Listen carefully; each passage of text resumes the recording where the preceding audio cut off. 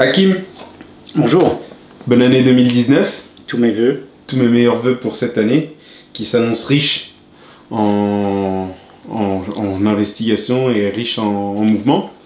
Mhm. Alors tu voulais nous faire un petit point avec cette vidéo concernant en fait un petit peu tout ton travail que tu as mené au sein de Thales.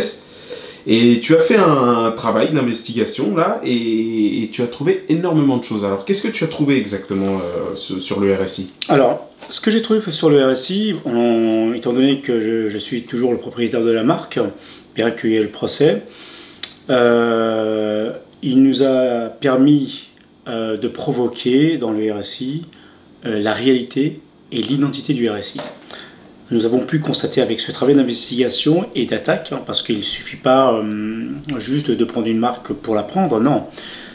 C'était pour prouver donc, aux juridictions est-ce que réellement le RSI avait la capacité et la qualité à agir. C'était un élément très essentiel.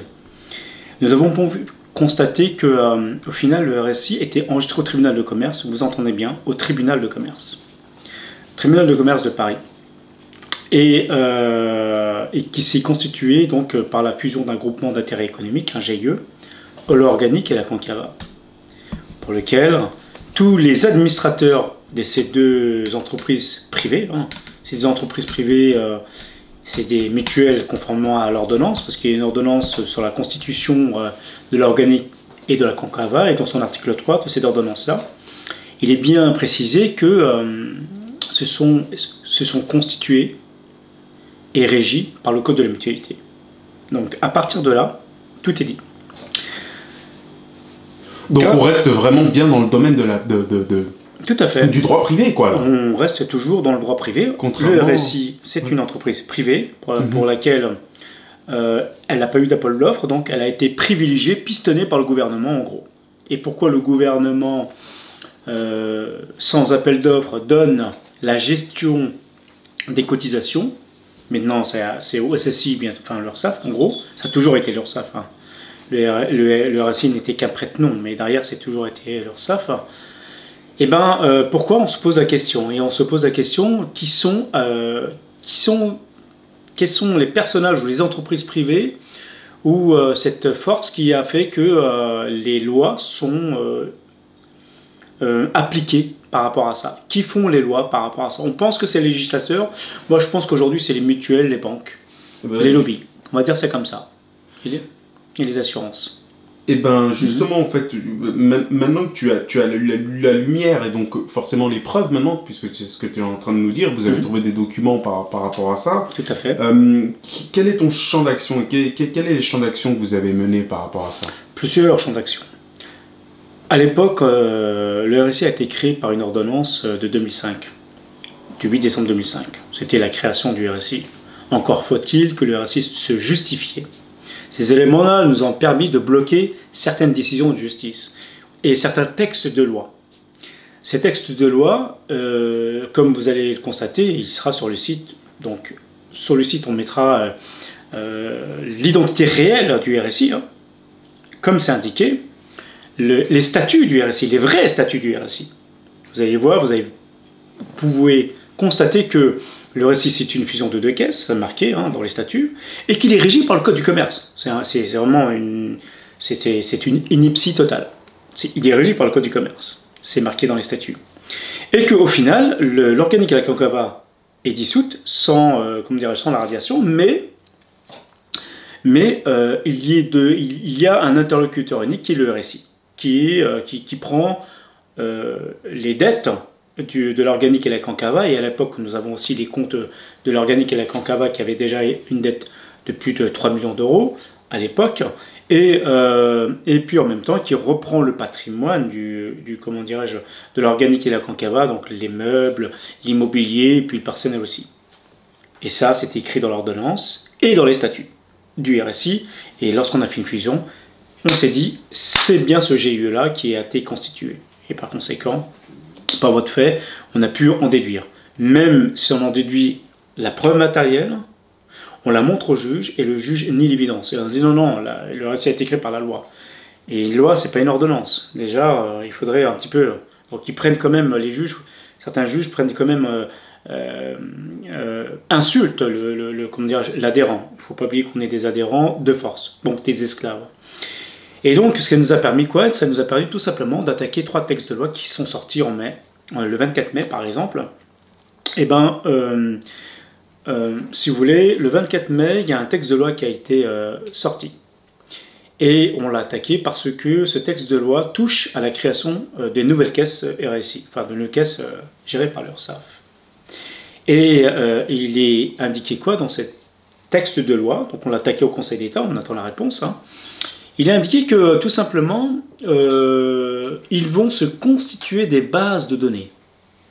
Donc il y a un régime qui va se créer, qui va se constituer des bases de données, et ces bases de données elles vont être diffusées à des organismes privés, entre parenthèses, des mutuelles, des assurances, des banques, et on n'a même pas le droit de s'y opposer.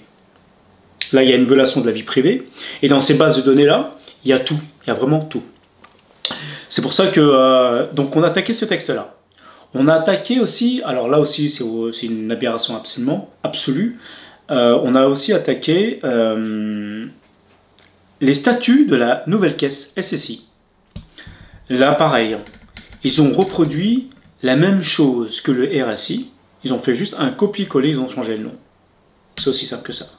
On l'a attaqué, pourquoi on l'a attaqué? Parce qu'on estime qu'un préfet, donc on l'a attaqué pour excès de pouvoir, à la sortie de l'arrêté. Donc on l'a attaqué parce que tout simplement le préfet n'a pas la capacité de créer une entreprise privée. Et lorsqu'on lui a demandé que le RSI, enfin, lorsqu'on a demandé au préfet, apportez-nous, on voudrait une copie de l'arrêté de création, donc un arrêté c'est un acte administratif pour lequel il est communicable. Si on fait la demande et si on ne fait pas, enfin si on le fait et puis qu'on le refuse, on peut saisir la CADA et puis le tribunal administratif. Et par conséquent, il est obligé de nous donner. Mais il n'existe pas. J'ai traversé toute la France, toutes les administrations, je leur ai demandé, les adhérents aussi l'ont demandé, et il y a quelques personnes, quelques directeurs de caisse disent très simplement que l'arrêté de création n'existe pas. Donc pour résumer, tu es en train de nous dire qu'un préfet peut créer une entreprise sans même en faire un acte administratif. Ah ouais, un truc de fou. Il n'y a qu'en France qu'on voit ça. Hein. Il y a voilà. Qu'en France, quoi. On est prêt à violer les lois aux dépens du citoyen hein, pour pouvoir s'accaparer un monopole. Il n'y a qu'en France qu'on voit ça. Il y a une volonté de violer le peuple. En gros, c'est ça. Il y a vraiment une volonté. C'est on fait ce qu'on veut et tu fermes ta gueule. C'est clair, net et précis.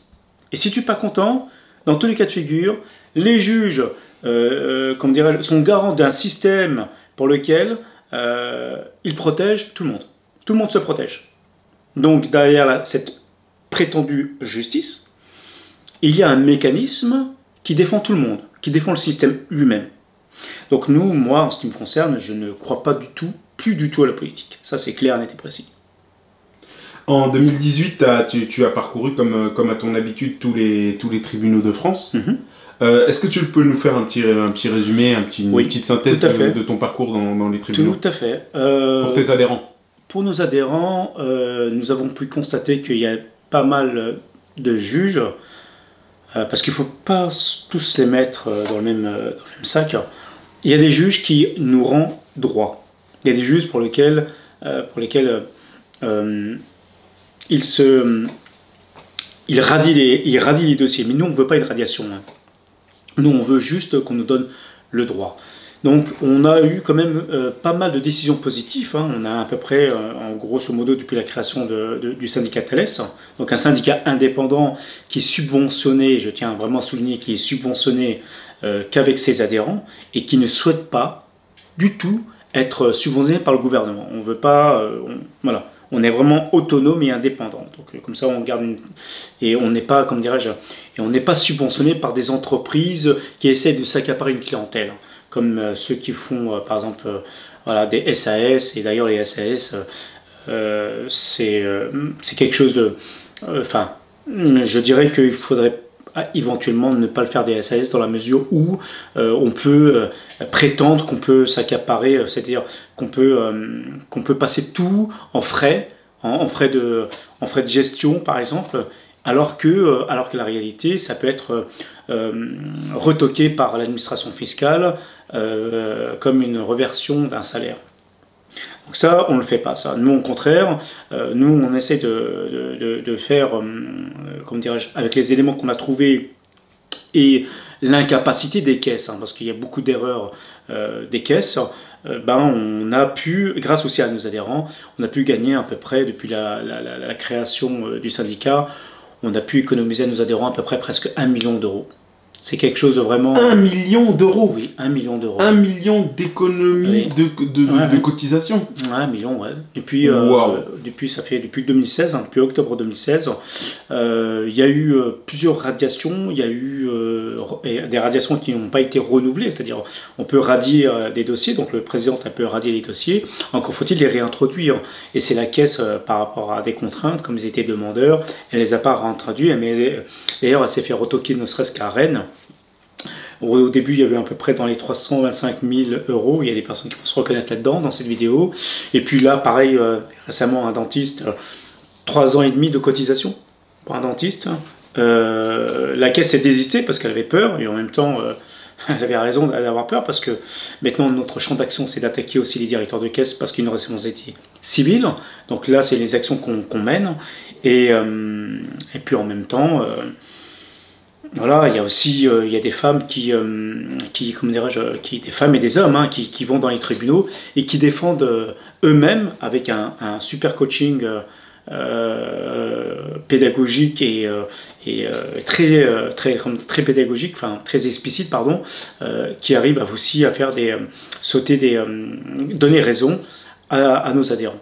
Oui, donc tu es en train de dire qu'en fait, on se forme au sein des adhérents pour se défendre dans les tribunaux. Soi-même. On a vu qu'en 2019, Thales s'émancipe, on va dire, et devient réellement européen maintenant. Tout à fait. Tu peux nous faire un petit point sur ça? Exactement. Thales s'est vite fait émanciper depuis, je dirais... vers la fin du mois, de la fin de l'année, fin décembre. Ça a été quelque chose de très exponentiel, donc on est un peu partout. C'est-à-dire que là, actuellement, nous sommes dans 3 pays, et d'ici 1 mois et demi, on sera dans 5 pays, et le syndicat va être représenté un peu près dans des pays pour lesquels, au moins, ils reconnaissent le droit syndical, pas contrairement en France, il y a des juges qui ne reconnaissent pas le syndicat. Mais bon, on attendra bientôt peut-être une jurisprudence Thales qui mettra en place, déjà en place tous les juges pour une cohérence. Et si on doit modifier quelque chose, on sommes très réactifs et on se pliera à la loi. Ok, merci Hakim pour toutes ces écoutez, merci à vous, merci aussi à tous nos adhérents, je tiens vraiment à le remercier parce que grâce à eux, ça m'a permis de faire un travail de fond et qu'ils nous ont donné le moyen.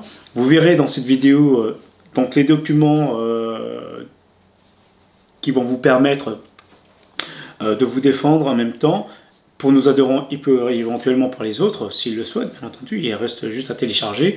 Et pareil, les textes de loi qu'on a attaqués au Conseil d'État récemment. Si vous avez aimé cette vidéo, j'espère que vous pouvez nous soutenir, ne serait-ce que moralement, mettez un like. On est sur notre page Facebook, et c'est aussi important qu'on communique et qu'on puisse se serrer les coudes, car il n'est pas évident pour un adhérent d'affronter cette machine qui est soutenu par le gouvernement, qui est l'URSSAF, la Carpinco, la Carchédan et la CAVP, qui détruit nos artisans et les professions libérales et les commerçants. Donc c'est pas évident pour eux, mais on leur a apporté une solution clé en main, qui vont leur permettre de mieux se défendre et de mieux se rassurer, et en même temps qui vont permettre de déjouer la concurrence déloyale qui s'expose en phase 2 par rapport aux pays européens. Merci beaucoup, n'hésitez pas à nous suivre sur notre page Facebook, sur YouTube, et n'hésitez pas à nous mettre un like si vous avez aimé cette vidéo. Je vous remercie infiniment et je vous dis à très bientôt. Merci Hakim. Merci à toi.